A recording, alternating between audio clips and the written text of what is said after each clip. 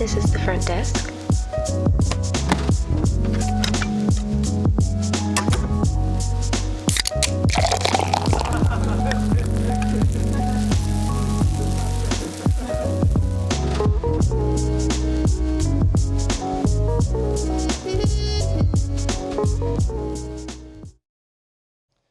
Good morning and welcome to episode 45 of the Crackin' Backs podcast with your hosts, Dr. Terry Wyman and Dr. Spencer Barron. How are you guys doing today?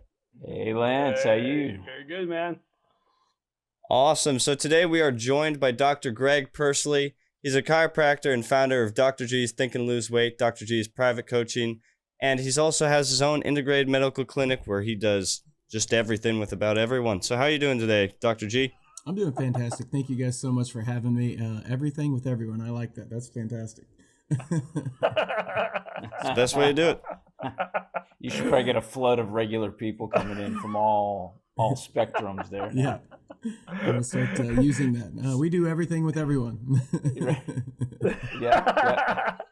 Hey, just to get used to get the audience a little bit knowing who you are and where you come from, I read your story, which is fantastic. So give us a little story about your journey a little bit. You know, let's get the audience kind of pumped up and hear how a man created his journey. Yeah, I'll go back to the beginning. When I was a junior in high school, I realized I wanted to be a chiropractor. Wow. So it started when I was a junior in high school. So I went to college knowing that's what I wanted to do. I went to 2 years of undergrad, and then I went to grad school at Logan Chiropractic up in St. Louis. I started when I was 19 and was on the fast track to graduate when I was 23. I guess I didn't think college was hard enough, so I decided that maybe I should get married and have a kid. Sorry, Lance. I know I'm a little bit delayed on my internet connection. Apologize for that. But No worries. anyway, thought it was going to be a little more complicated, I guess. So I got married, had a kid. And so when I graduated, my daughter was 3 months old, and my wife and I had been together for a little over a year, yeah. And so graduated, moved 2 hours south of St. Louis, and started a practice. About a year and a half into that, we had a son. When our son was born, we didn't know, but he was born with dwarfism. Had a lot of medical complications for a long time. And so we fought through that. Our focus changed from keep a practice going and grow and build a business to keep our family together and keep him alive. And that's what we did for 8 years. Wow. Yeah. So at the end of that 8 years, he ended up getting, he had a trach and event to help him breathe for those 8 years. At the end of that, he got that out. And so then we were faced with, how do we dig ourselves out of this hole that we're in because of, reasons that we needed to be. But Right. when you keep a practice going for 8 years and pay medical bills and, are emotionally, mentally, physically, every hard thing you could go through, really, we went through. And so that was the end of 2018, and we decided how can we pick ourselves up and keep moving. And so what I've put together is personal growth programs, and Think and Lose Weight is a weight loss program, but it's all about everything starts from your mentality, your thought process. If you don't change your thoughts, nothing changes. And so that's where I developed all this. Wow. Yeah. What was how did you suddenly shift your consciousness? What all of a sudden happened to make you go, shit, I got to do something and immediately make a difference? It's funny. There's a lot of people I talk to and a lot of podcasts I've been on, and they ask, when was the moment? And sometimes people say there was this moment, but it was really a multiple years of trying to figure it out and consistently asking myself questions of, man, how can we utilize this for benefit for others as well as ourselves? What's this doing for me? What can I learn from this? And it was years and years of doing that. And then finally figuring out what is my purpose and where do I want to go? And being able to share that story is able to connect with a lot of people. There's a lot of people that are going to listen to this that are frustrated, which I was, and just felt like they were behind the 8 ball and they didn't know where they were going to go. And, you know, when you have emotional, physical, chemical, mental, every sort of trauma there really is, you're sitting there going, you know, how can I take all these things that I've learned and put them together and move forward to have a better relationship with my wife and kids, and have better finances, and have better health, and better faith, and you know, a better career. And once we kind of put all those things together, we started moving in the right direction again. You know, I gotta ask this: what strength did you pull from your son? I mean, I have a patient that's a dwarf, and oh my gosh, she's a ball of fire. She's just unbelievable. She's one of my favorite people. Where did you pull your? Because he went through so much as a kid. I mean, half of your strength has to come from what you produce as a couple, your child. Half your strength has to come from him, because he's pretty amazing kid. So what'd you learn from your son? Yeah, it was really being, number one, being conscious and being aware of everyone around you. So I observed my wife and the struggle she went through and the strength that she pulled. I observed my daughter, who was only 2.5 when he was born, and the struggles she went through, and having to grow up really quick, and how that affected. And then watching him too. He had the physical and keeping myself alive traumas and difficulties. So, you know, it was a combination of all of them, and they all had their specific things. And my wife sacrificed so much in order to keep the family going as a unit, to keep him alive. My daughter sacrificed so much of her childhood to help where she was needed in order to help the family, like I said, grow and continue on. And he, you know, he really was just focused on healing and trying to get better. Now, his attitude's great and just lighthearted and fun, and he's a fighter. And, you know, we have pictures of him where he has all these medical things on him, and he's been poked 15 times, and he's got all this stuff, and he's just smiling and having a good time.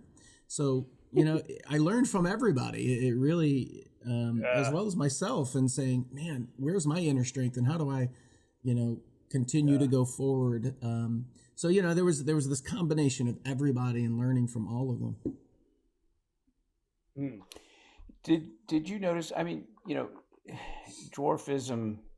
And then all the medical conditions, it's the medical conditions that are probably more distracting than anything. And finding that it's interesting that you at some point you may have had to realize that you needed to be okay with all that before he was okay with all that, because they feel what you feel. Yeah, and that's so true. I have this philosophy, and I learned it from Tony Robbins, and it's whatever happens, use it. And I don't mean use it in a negative way or use it selfishly. I just mean things are what they are. And so, you know, you can go through the pity party of why me, and this always happens to me, and me, but I believe that's very selfish. And I went through that for a very short period of time, but I knocked myself out of that by saying, well, that's not going to get me anywhere. I'm not the victim here. You know, what's good about this? And if I look back now over a decade, my daughter has become extremely strong from everything that she's learned. Like, she is just strong-willed and committed, and, you know, I'm going to make things happen. So cool. I think that has to do with that. And he is, you know, if I look back now, all the things that we were able to do because of the experiences of the way our family is, that we wouldn't have been able to do before. All the people we've met, all the places we've traveled, even in the midst of all that chaos, that uncertainty, we were still able to do things and make things happen. And so there's a lot of amazing experience, which will not be able to fit in this hour podcast, but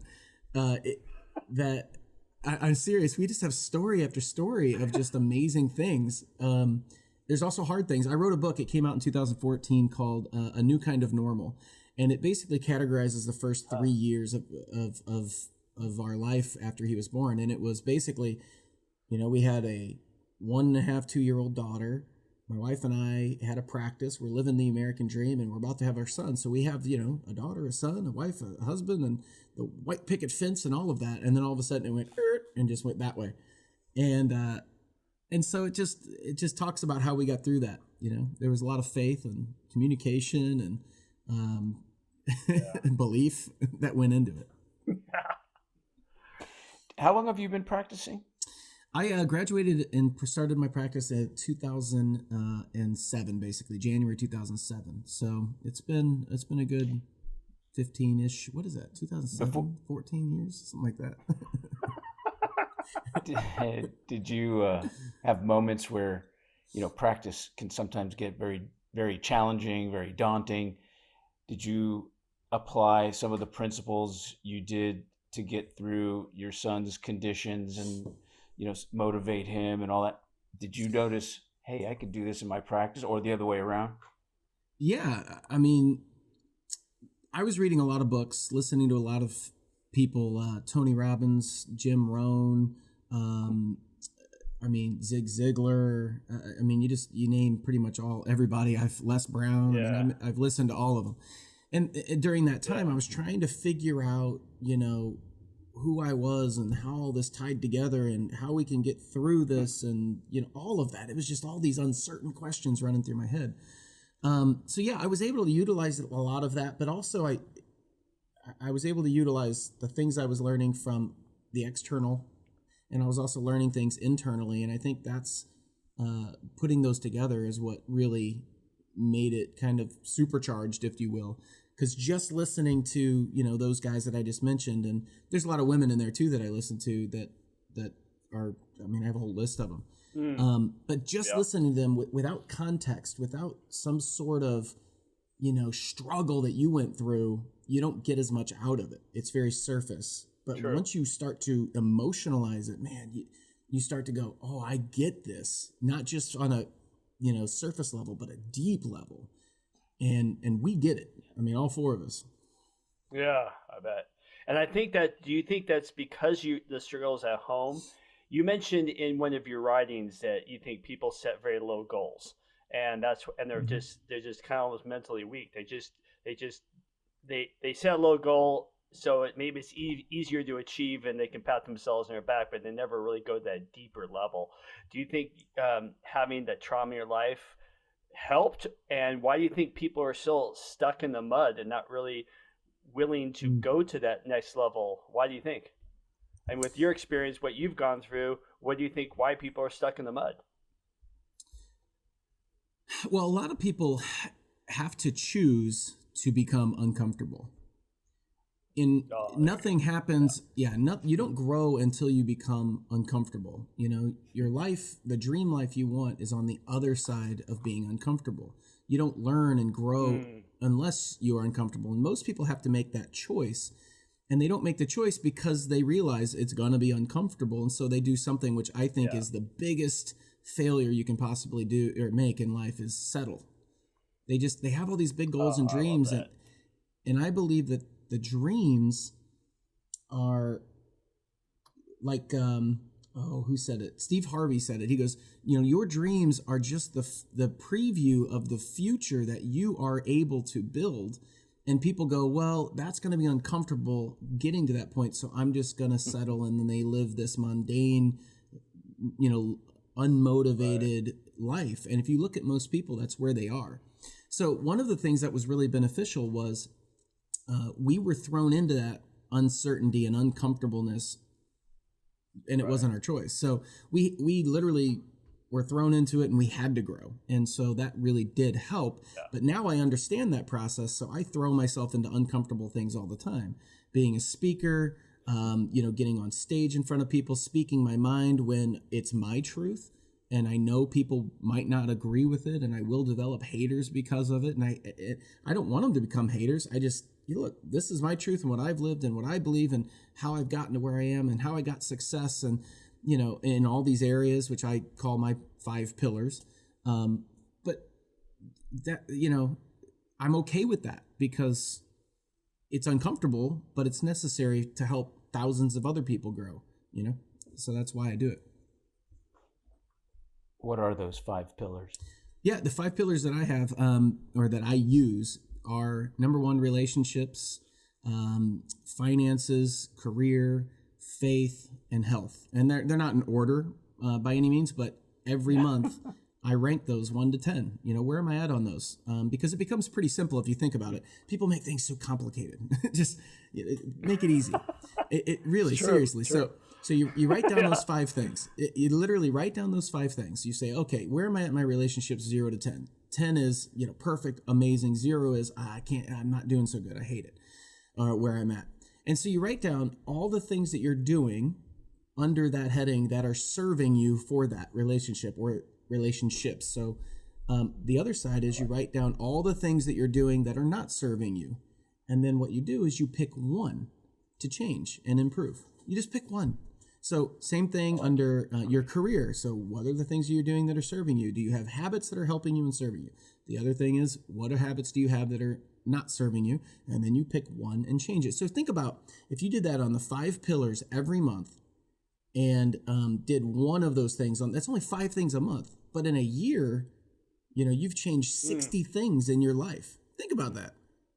So do that year after year after year. And before you know it, you're like, I was never a reader, and now I've got a whole library. Because at one point I picked that one thing, man, readers are leaders, leaders are readers. So I've got to start reading. And so I started listening to books and podcasts, and then it turned into, now it's just part of who I am, and everyone knows that's who I am. So that is a really simple strategy that I love working with people on, because man, it is so impactful if you do the little things. Do you currently coach people, like a life coach, or yeah? Okay. So other than just treat. It started out as Dr. G's Think and Lose Weight, because I think people do weight loss wrong. And in my practice over 13, 14 years, I saw people, I want to lose weight. And I would tell them, there's only 3 things you have to do to lose weight. You guys want to know the secret to weight loss, by the way? It's 3 things. Sure, give it to us. All right. Give us the 3 secrets. Go. This is going to blow everybody's mind. The secrets. Woo! Number 1. Yeah. The secrets. Everybody wants to know. Everyone wants to know, yeah. Everyone wants the secrets, and here they really are. You have to drink more water. Your body can't eliminate fat unless you drink water. So drink more water. Try to eliminate the things that aren't water and drink more water. Number 2, you have to eat things that are more natural. The easier it is for your body to digest it, the easier it is for your body to utilize the energy. Number 3, you have to be more active. And there you go. The 3 secrets to weight loss. That's it. What if you want to gain weight? Yeah. If you want to gain weight. If you want to gain weight, do the opposite. I actually agree that the same 3 secrets, only eat more, exercise more, or do certain. Well, if you want to gain weight, you'd be a great coach. Yeah. Go I ahead. am. Yeah. Sorry. Thank you. I'm sorry. There's a delay. I know. I'm sorry. But you're right. If you want to gain weight and muscle, you eat more certain types of foods and exercise more in a certain type of way, but you still got to drink the water. If you want to gain in fat, then literally just eat as much as you want whenever you want, and drink less water, and your body will start putting on fat. So there you go. Yeah. Dr. G, let me ask you, do you think also, earlier you mentioned that people set goals a little too low. Do you also imagine that sometimes they set lofty goals that they can't reach or don't have the drive to reach? I love this question because I have an answer that most people would not pick up on, because they're so focused on the happiness being in the result that they forget that the happiness is in the doing. So I set lofty goals, even though I may never reach them, but it stretches me as a person and gets me into that uncomfortable space. But the happiness is not in the result of that goal. It's not in the attainment of the goal. It's in the stretching of yourself to get to that goal. That's where the happiness needs to be. Great. Yeah. And so this is what the true American dream is. I'll be happy when I get that job. I'll be happy when I get that raise. I'll be happy when I get that spouse. I'll be happy when I get that whatever. And so what happens is they always push their happiness off to the next thing, the next thing, the next thing, and they're never truly happy. The art of fulfillment is the goal. I'm fulfilled now. I was just reading this Max Out book by Ed Milet. I've become a fan of his over the last year or so. But he talks about being blissfully discontent. And what that means is that, I love that. Yeah. And what that means is that I'm blissful in the moment, but I know that I'm capable of doing more. So I am discontent in my capability. So I'm blissful in what I'm doing, working out, reading, working with my team, becoming a better leader, whatever. But I'm discontent in the fact that I wonder how good I can be. I wonder how big we can get. I wonder how many people we can help. And so there's that blissful discontent. I'm happy now, but also will be happy when I'm doing things in the future as well. That's fantastic. You handled that question very well. It was inspiring. That's good. Very good. So your projects that you're currently working on, you said you did the book in 2014. What's something that you're embracing now, or multiple things you probably are doing at the same time, but what is that? Well, I have a few things that I'm working on. First one is I integrated my clinic medically. So we have an integrated medical clinic, and we offer things like regenerative medicine and physical therapy and chiropractic care. And, I wanted to do that because we wanted to have all the options to get the best results for our patients that we possibly could, number one. Number two, there is this chiropractic dilemma that I like to call it. But a lot of times chiropractors either do one of two things. They get to a limit of what they can handle and then they just stagnate, or they are able to build a big practice, but then they outgrow their market and they don't have anyone to sell to. And so those are two big problems. Well, right. Yeah. So if you're an integrated medical clinic, you get rid of those problems because now you're a medical clinic that is more available to sell in the market. But you're still staying within the chiropractic constructs of I'm going to help people without using steroids and meds and surgeries. So that's why I wanted to do that, number one. Number two, I wanted to grow and get bigger.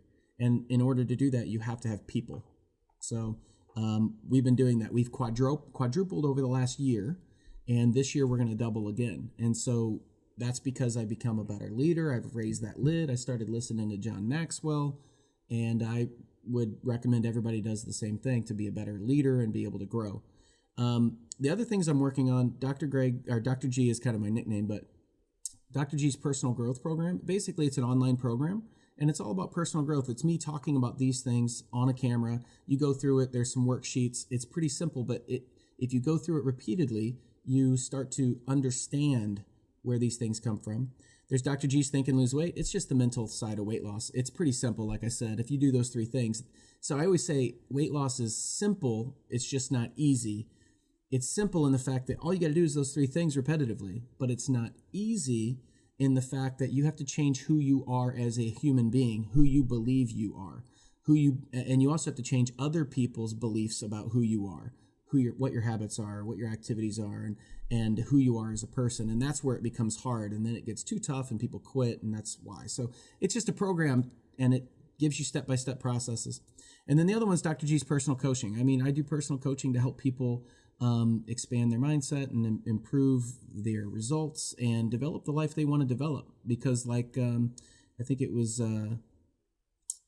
Jim Rohn. I believe he said, look, you're going to arrive in 5 years, but do you want to arrive where you want to arrive, or do you want to arrive somewhere you don't want, driving the car you don't want, with a job you don't want, with people you don't want, or do you want to do the opposite and develop it where you do want? So those are the things I'm working on. If anybody's here that wants to, want to join our team, we are expanding quickly as far as our chiropractic integrated medical clinic team. Get a hold of me. Instagram's the best way to do that. Direct message me. If you're interested in any of the other programs, we've got links. I think we're giving away a free mini course for you guys too. So oh, cool. I'll get you that link. Yeah. There you go. Thanks. So we'll have a mini course for everybody. It's interesting. Dr. Greg, it's probably a perfect moment for the listening audience to understand something that you clearly separated from what a lot of chiropractors do that get disenchanted with chiropractic or whatever you're doing that is in the healthcare realm. I always found it amusing where doctors would start, pitching multi-level marketing stuff. And I mean, their attention was drawn away from what they went to school for, and they started doing other things that maybe slightly were related. But what you have done is you brought everything together under one roof and just expanded that way instead of being, distracted towards one thing. You actually still are passionate about healthcare the way you learned it, only now it's manifesting into something that can be appealing to more people. And it's I'm sure Dr. Terry, even yourself and I get phone calls from people we haven't heard for 100 years. And they're you, pitching 100 years. Us, a less than that. Okay, you 99 years. Okay. He's the old one of the group, Dr. G, if you haven't figured that out. The gray hair, right?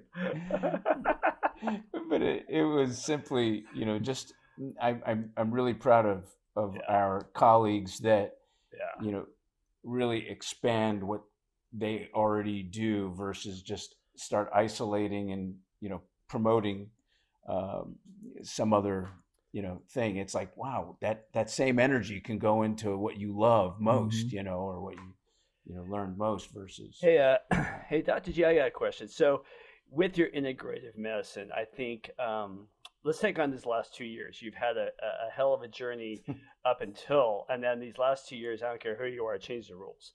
And then I think a lot of people in the beginning were really focusing on, I don't know how to say this, but just say it. Like big pharma going to get that quick fix, and people want that quick fix.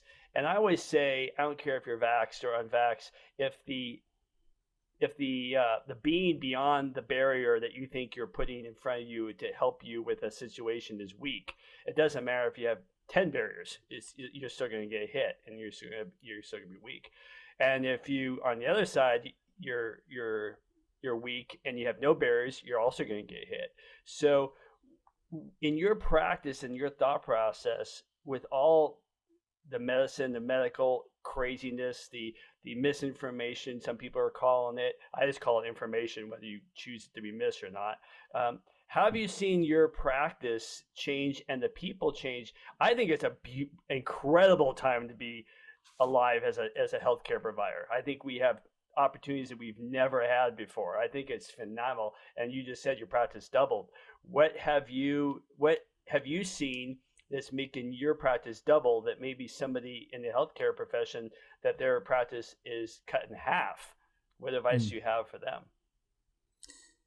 Well, first you have to take the things you believe and your belief systems, the things that you've come to conclude in your life, and you have to start questioning those things. You have to start going, hey, is this true or not? And come up with a new belief potentially.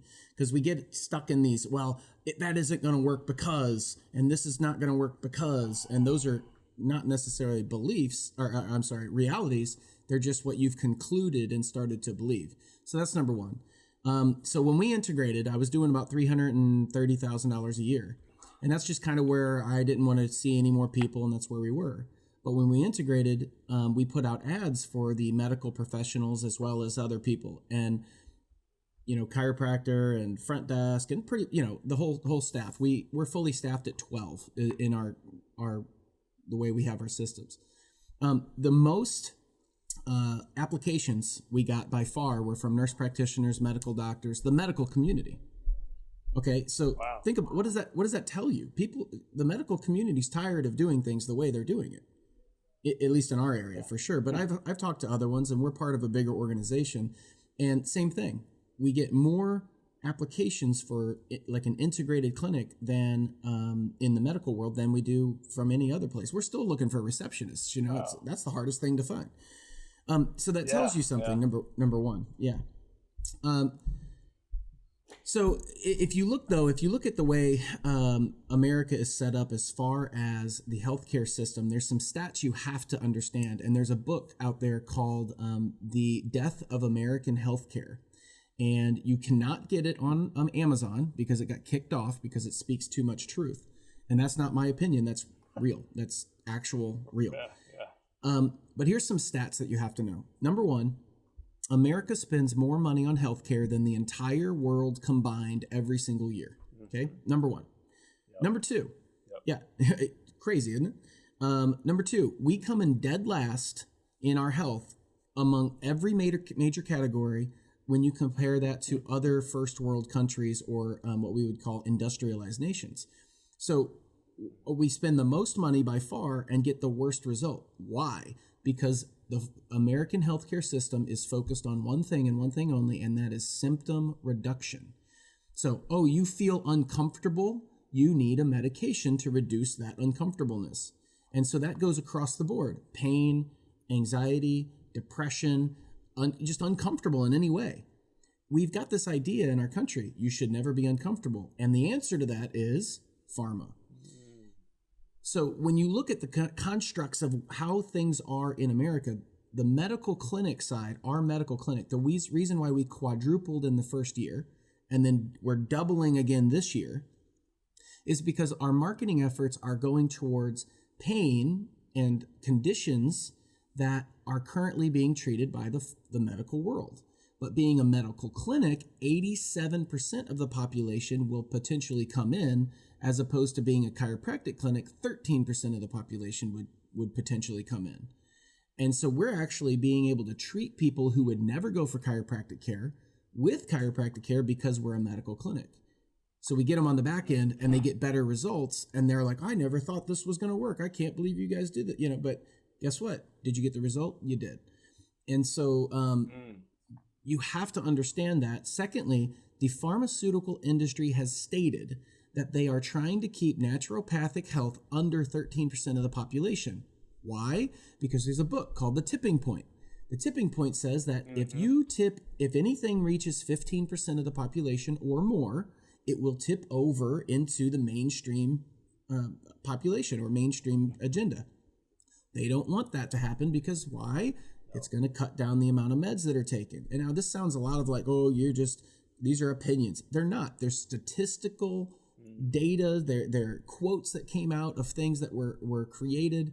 Like the American Medical Association. People don't know that 95% of the AMA are pharmaceutical reps. Did you know that? You would think they're medical docs. No. They're pharmaceutical reps. 95%. Huh. So, it's crazy. But I'll get you the link where people can get that book if they want it. Yeah.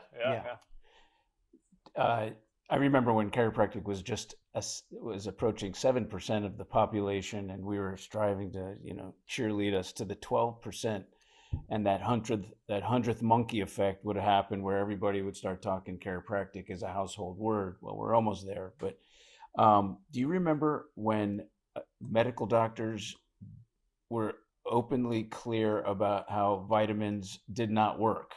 Oh, vitamins don't work. I mean, I graduated 37 years ago. That's all I heard is, there is no evidence behind, aside from manipulation, but also nutrition. Apparently you found medical doctors that are congruent with your belief system. Is that true? Yeah, absolutely. The reason why they were able to say, vitamins didn't work is because they were talking about the pharmaceutical made vitamins, which are synthetic. And people don't realize there's synthetic vitamins and then there's, organic vitamins, which are grown. You're right. You're right. Yeah. So they were like, well, the studies show that they don't work. Well, yeah, your studies based on the synthetic form, not the actual form. But it's just, that shows you how you can tweak things to match your agenda. And that's in the pharmaceutical world. That's what it is. Now, I'm not saying all pharma is bad. I'm just saying it is way overused for a lot of conditions. Oh, yeah. Do you still personally treat patients or more administrative? I treat patients 2 days a week currently. Probably in the next 6 months, I'll be pulling out of that because my goal has always been, how can I help as many people as possible? And so when I reached 120 people a week, I was maxed out on how many people I could actually physically help. So what I did was pulled the systems back and said, I can implement these systems and expand. Our goal is to expand into 9 clinics.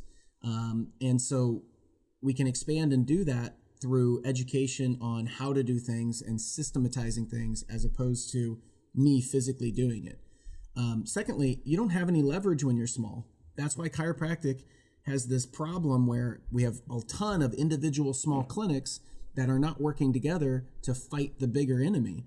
We're fighting amongst ourselves and scarcity mindset and, oh man, how do I get my next patient? And, oh, if I could just see a few more, then I can go on vacation. And it's just the wrong mindset. And so what I'm trying to help people do is expand that mindset and say, how can we work together in order to have data and revenue and show if, all this stuff that comes together goes, now we can show that things work, and now we have a unified front where we can fight and say, here's why we do what we do, and here's the data and the background of it, and that way we can make things change, as opposed to a small clinic has no leverage on insurance companies, and they just take what they can get. That's why insurance companies cram down on us so bad. Oh no, we used to give you 58, now we're giving you 45. That's the way it is, and you're like, I can't do anything about that. But if we had thousands of chiropractors together that said that's unacceptable and we're not going to accept that, then it might be a bit, a lot different. So size matters when it comes to this stuff. And the more, people and billions of revenue, because that's what they look at. How much revenue are you doing? $300,000 a year? Well, that's the pain industry is a $54 billion a year industry. You're not doing anything. It's a drop in the bucket, Right. So.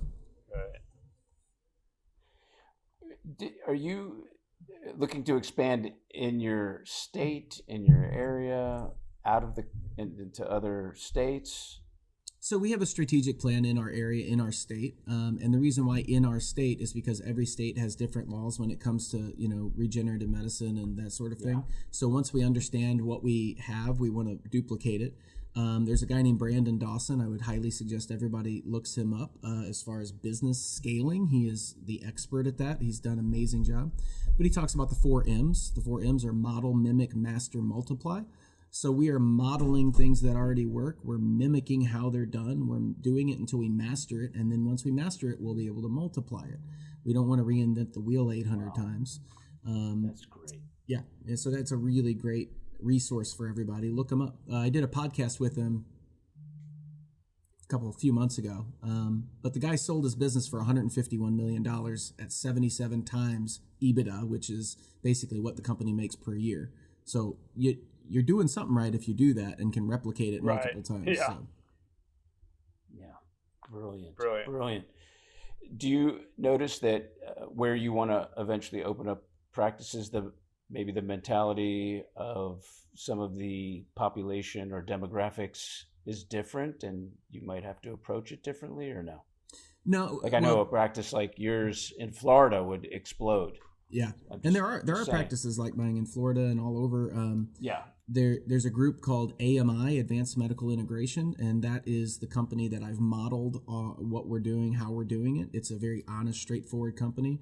The model is basically, number 1, anything we add into the clinics has to improve the outcome of the patient. Number 2, it has to be legal and ethical. And number 3, it has to be profitable for the company. So it's not, hey, we're going to throw something in here and make a bunch of money, but then we're worried about the FBI breaking down our door. No, it's the opposite. So the reason why we specifically said 9 is because we've already mapped out the demographics of where we want to go based on what we know works in our current clinic. And we have a strategic, multiplication of we're going to this location, then this location, which is going to basically triangulate. Then we're going to move out to 2 more locations and then a third in the middle. And then you end up boxing the area and then you expand from there. So we've got it all laid out and planned. Now it's just execution, getting our team on board. And that requires reading some amazing books and learning how to become a better leader. And, that's it. So you didn't learn that in chiropractic college, did you? No, I learned it from the School of Hard Knocks over 13 years and finally figured it out. Right. That's great. Dr. G, let me ask you, you mentioned multiple times regenerative medicine. Can you explain to the audience what that is? Yeah, regenerative medicine is basically called human cellular tissue products, HCTP. And so, most people know it as stem cells, but there's also PRP. But basically, in its essence is we want to help the body regenerate itself and heal itself as quick as possible. The way I explain our clinic to potential patients is, look, we have 3 processes. Number 1, we have to get the joints more mobile. That's what the chiropractor does. Number 2, we have to get the muscles and soft tissues around it to be balanced. That's what the physical therapy / exercise therapist does. Number 3, we have to get your body to heal quicker or as quick as possible. That's what our nurse practitioner does, and we use regenerative medicine as well as some other products. Some of it's covered by insurance, some of it isn't, and we just explain our obligation is to give you the best possible options that are available that are going to help your body heal as naturally as possible so this problem goes away and never comes back. Beautiful. That sounded like a commercial. That was pretty good. I think you know your stuff. Yeah, you've never done that before, have you? Yeah, it's something I repeat a lot. The Brandon. If you go back to Brandon, he has something called the 4 Ps. Okay, the 4 Ps. Number 1, promote. Promote. You have to constantly promote. Promote what you do, why you do it, who you do it with, how you do it. And if you stay in something that matches who you are and you believe in long enough, you start to become that person. And so that's something that, yeah. I don't want to get too off track, but anyway, the first P is promote. The second P is you profit off that promotion. So think about it this way: you promote what you do with who you do it with. Somebody comes in, then you work on them, and you created a profit. And you say, "Wow, that works, great." The third step is you process. You document the process of what actually worked in the promotion to create the profit, and you create a process. That way, you can add people in order to multiply. Most businesses skip the process. And then they end up bringing people in, and those people do whatever they want because they didn't know what they were supposed to do in the first place, and then they end up with a mess. Did you know the statistical data of businesses in America? Do you guys know what that data is? Have you heard or seen that? Okay. Give it to us. We're about to blow. I'm going to blow your mind, and this is information I've received, but it blew my mind. There's 31 million. Yeah, there's 31 million businesses in America. Okay, 25 million of those businesses have 1 employee. Whoa. Yeah. Boom. Right. Interesting. Now. Yeah. So no here's kidding. Yeah. So that leaves 6 million businesses. Okay. Okay. 5,400,000 businesses have less than 12 employees. That means that out of 31 million businesses, only 600,000 have more than 12 employees. Now, why is that? Why is that? I can tell you why it is. Now I know. Chiropractors are really guilty of this. We want to do it the way we want to do it, and we become inefficient in maximizing and duplicating how we do that. So we hire a few people. Hey, I need a front desk person to help me. Did you tell them how to answer the phone? Did you tell them how to close the day out? Did you tell them how to open the business? Did you tell? Is it duplicatable? And that's what most business owners do. They go into business. They don't want to be told what to do. They want to be their own business owner, and they want to do their own thing. But there's only so much you can do, and so you like, oh, I'm doing, and then you hire somebody, and then they start doing, and then you hire somebody else, and they start doing, and before you know, it's chaotic and out of control, and then you just own a job that you have to be at. And that's what I want to help break people out of from what I've learned. And I wish I was the one that came up with it, but I've just smashed a whole bunch of other people's stuff together and said, this makes the most sense to me. Yeah.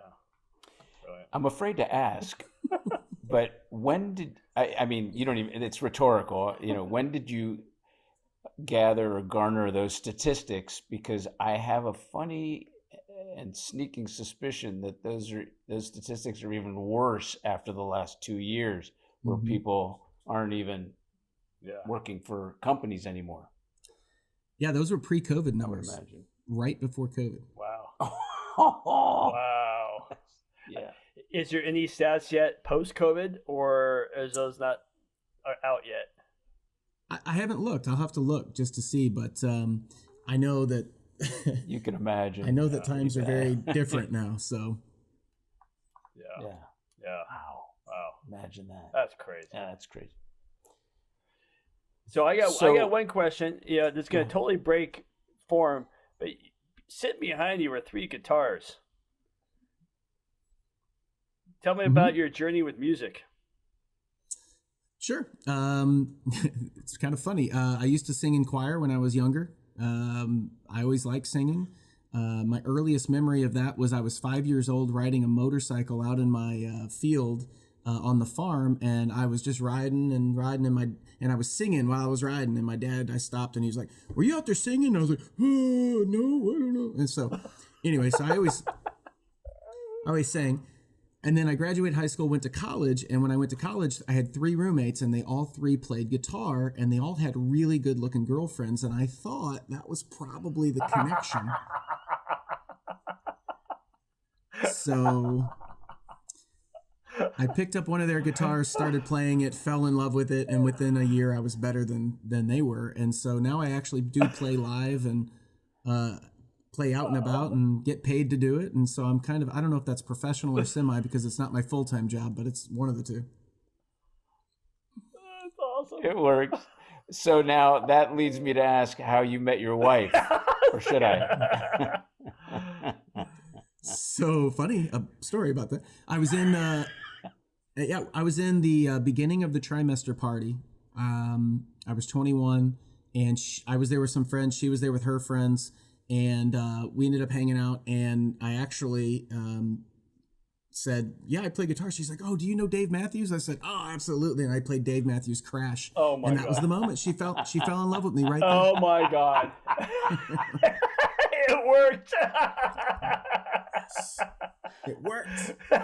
I had a funny feeling that when you brought up the guitars and then it started weaving down, because I didn't think you picked her up at choir practice or anything like that. I didn't know. I don't know. Yeah, Spence, maybe you need to start playing guitar. Yeah. Something. I got to do something. On a side note, if anybody wants to, they can go to Facebook, and I have a Facebook page called The Singing Chiropractor, and so you can see some of my. Of course you do. Yeah. That's fucking awesome. Oh, I sing in the shower. That's about it. Or in the car by myself. I think I'm good, but then I listen to myself. It's terrible. I ain't picking up anybody anytime soon. That's for sure. No, you're not. That's great. I would have thought maybe after one of your lectures or reading one of your books or something like that, but okay, we'll go with the guitar, the music. That's great. Hey, Dr. G, before we go, I know our time's valuable. Before we go, you've already given us a crap ton of nuggets. I mean, the pearls you're laying on to help people, it's obvious your passion is to help people. And if people want to follow you and you make a buck in the back end, great. But in the front end, you're all about passion and you're all about helping others. It's very obvious. What would be, as a closing statement, your 3 best golden nuggets that you think that somebody could take away with?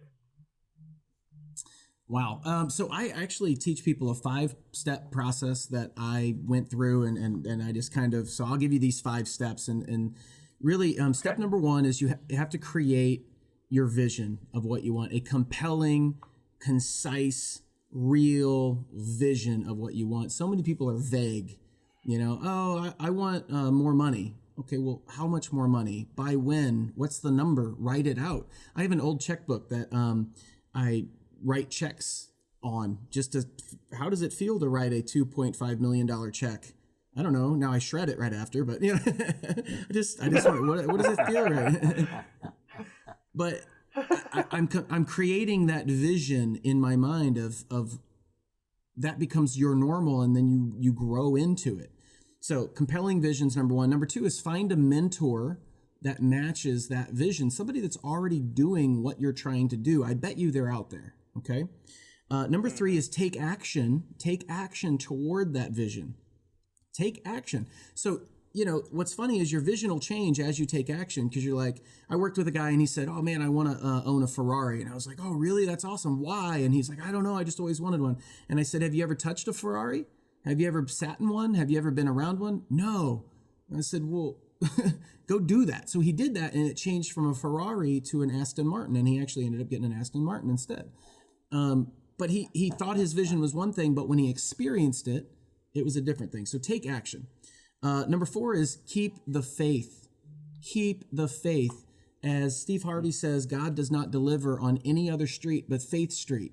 You have to keep the faith. Yes. And then the 5th one is write your story out. Write it out as if it's already here. Okay, so create your compelling vision, find a mentor, experience it, take action towards it, keep the faith, but then write that story out as if it's already here.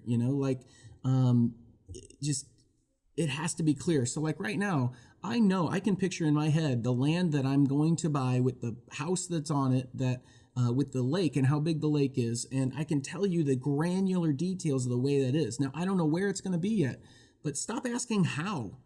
People get too caught up in that. Man, I really want to do this. And then your brain goes, how am I going to do that? Well, you can't right now because you're not good enough to be doing that. You're not there yet. You're not that person.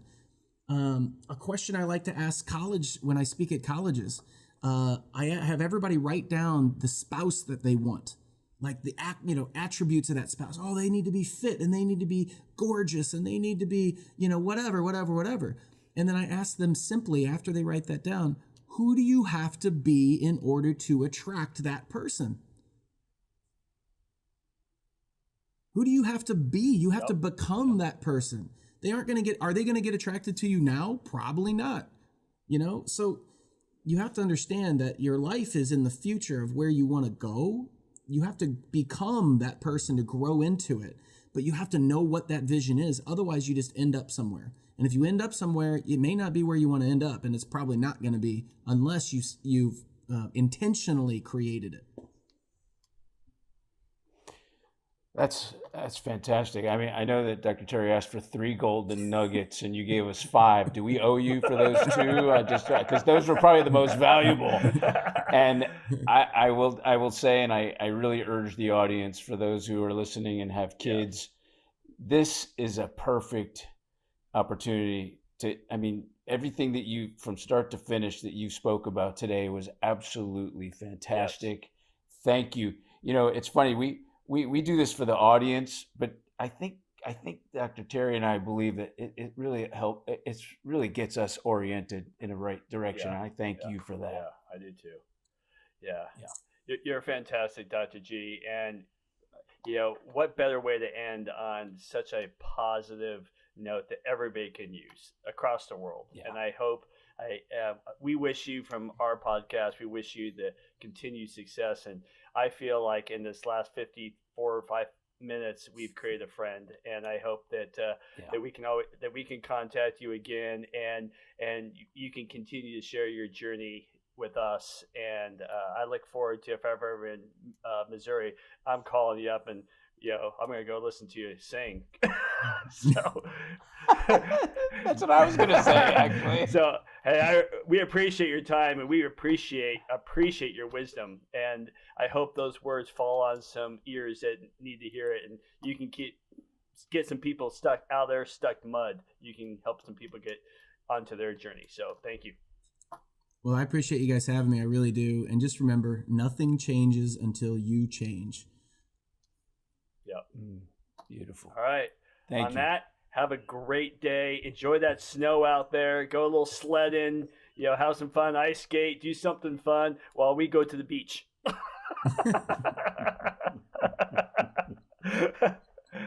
Take care, buddy. Appreciate you guys. Thank you. All right.